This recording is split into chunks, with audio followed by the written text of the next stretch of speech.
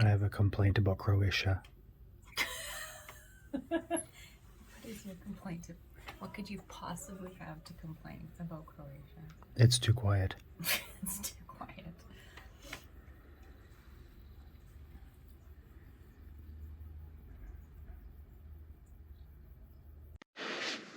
Okay, ready for a hike? Yeah, I think so. Pretty tired this morning. Yeah, and this is our view. I think we put a couple pictures on Facebook last night overlooking Croatian countryside with Motovan, it looks like, in kind of off in the distance, it looks like. Anyway, we are headed out for a hike, and this might be a mistake. 7 kilometers, right? Yeah. Just from the town center. So Yeah. yeah, so we left that castle and caves yesterday in Slovenia. Oh, it was pretty fun. That was a great day. Did you like the caves? Yeah. Yeah. And Boring conversation anyway. boring conversation anyway. And so then we drove to Croatia, got to this little hill town, and it was pretty rainy and stormy, and your typical little Eastern European little back roads, one car on many of the roads, and so we had to deke them out. And then we just got here, went and got some groceries, and just kind of relaxed for the evening. So we're only 2 kilometers into our 7-kilometer walk, but we found this lovely winery that we just had to stop at. And you can see it's got a beautiful view and a beautiful place to sit. And so we sat and had a glass of wine, and now we still have 5 kilometers to go. And it was a little embarrassing because we're so hot and sweaty, which has been the theme of most of this trip, that we hardly want to be in public with other people. But we just couldn't avoid this opportunity to stop at this beautiful place. And now here we go for another 5 kilometers. Here, I'll start my watch. There we go. So we only actually have a few days here in this area of Croatia, and when I told people we were going to Croatia, people were so excited and said, oh, I really want to go to Croatia. But we're actually in the Istrian Peninsula, which borders onto Italy, and so we're not in the area of Croatia that people normally think of, like Dubrovnik and Split and those places along the coast. And we definitely want to go there someday, but not on this trip because it's a pretty far drive from here. So we just wanted to enjoy this area for a while. It has a lot of hill towns, reminds us of when we were in Tuscany, which was a really nice experience. And so I had really busy days planned. Today we were going to do a drive of 6 or 7 of these little hill towns, and then tomorrow we were going to drive to a city on the coast and spend some time exploring some of those cities and maybe get in the water a little bit. But after 5 really busy, fantastic activity-filled days in Slovenia, we're ready for a little bit of downtime, and this is the great place to do it. So having said that, we thought we would just enjoy our view from our Airbnb, which we're really, really loving. The people there have been so fantastic. When we first got there, they offered me a cappuccino and Kevin some grappa as a welcome drink, and they even did a load of laundry for us. And we've really just been enjoying spending some time there on the terrace overlooking this town that we're in now, which is called Motovan. And this town is surrounded by some walls that were built by the Venetians in the 14th century, so I'm really excited to walk those walls.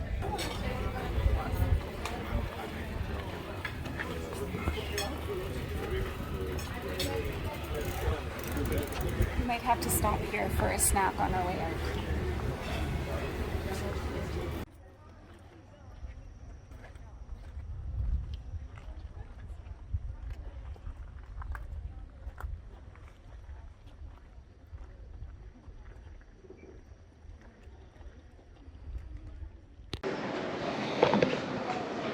It's another hot day in Croatia, but this is our last day on the Istrian Peninsula. And yesterday when we were at the walled town of Motovan, I had said that we were just going to take it easy and see some of the rest of the hill towns today and not go too far. But after visiting Motovan, which was a lovely little town, but it was quite small and not a lot to see there, And so I pictured us driving up to all these little towns through the peninsula and saying, oh, this is pretty, okay, let's go to the next town, and driving Kevin crazy with with all the driving on the little roads that we had to do. So so we decided instead to come to Rovine, which is a city on the Adriatic coast, and it's only about a 45-minute drive, and it's supposed to have a beautiful old town and some boat rides to the islands and different areas along the coast. So we'll see what we want to do here. But this is in the old town, and it really is a beautiful old town. It's filled with these narrow little lanes, just like you would like an old town to look.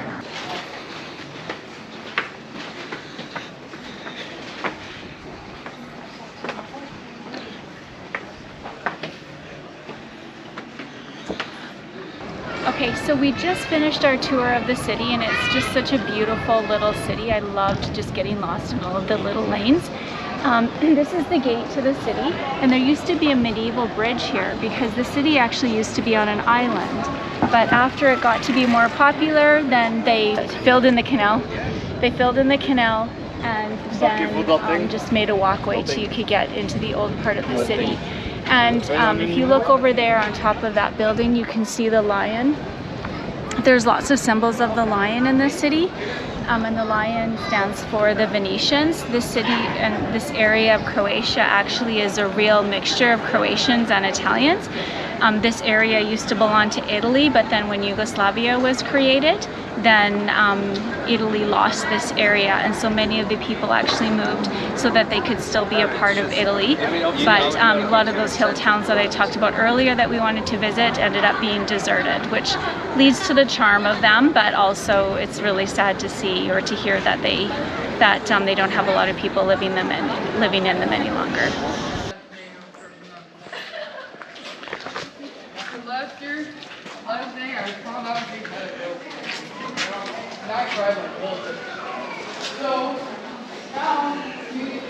So we have kind of a goofy traveling day today because we have to take our car back to Ljubljana and then take the bus to Zagreb tonight. So in order to make the most of the day and our drive back to Ljubljana, we decided to stop at one of the little hill towns, and this one is called Grozenjan.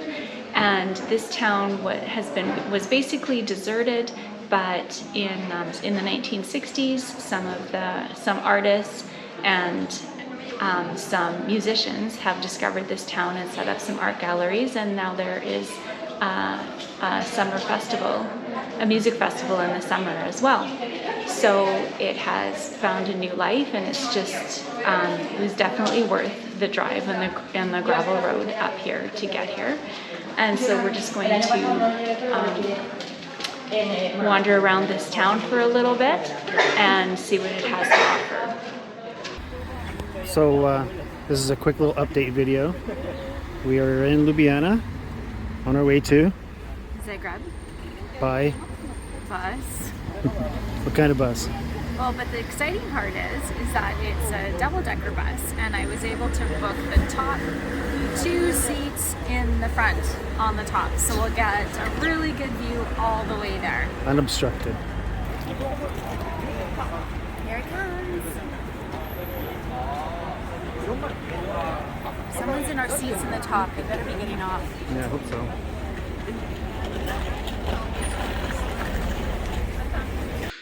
So we had that little bit of a double-decker bus trip from Ljubljana to Zagreb. So we just kind of slept in a little bit today, had a nice breakfast. We went out and got some groceries last night. We actually made omelets here in our little Airbnb.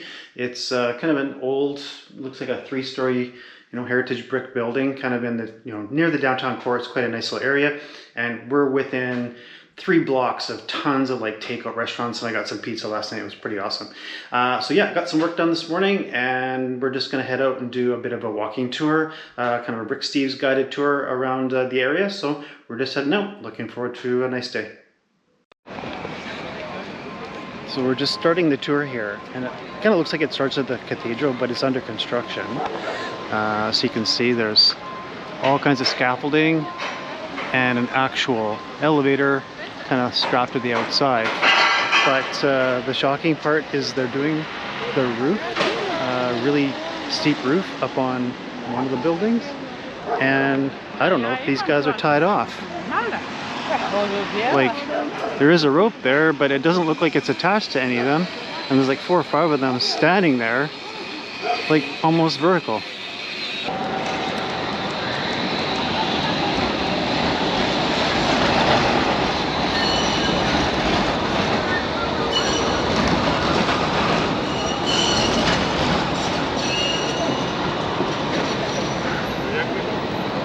Main square in Zagreb called Jelašić Square, and it's named after the statue behind us of Jelašić, who was a national hero.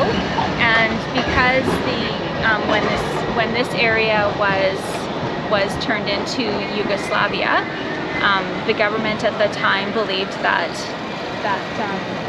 he was a threat to national unity. So they took down the statue, but in 1991, when Croatia was formed after Yugoslavia was disbanded, they put the statue back up. But what I really think is interesting about this square is somewhere an artist has put a representation of the sun, and throughout the city, he's put the planets down on the ground in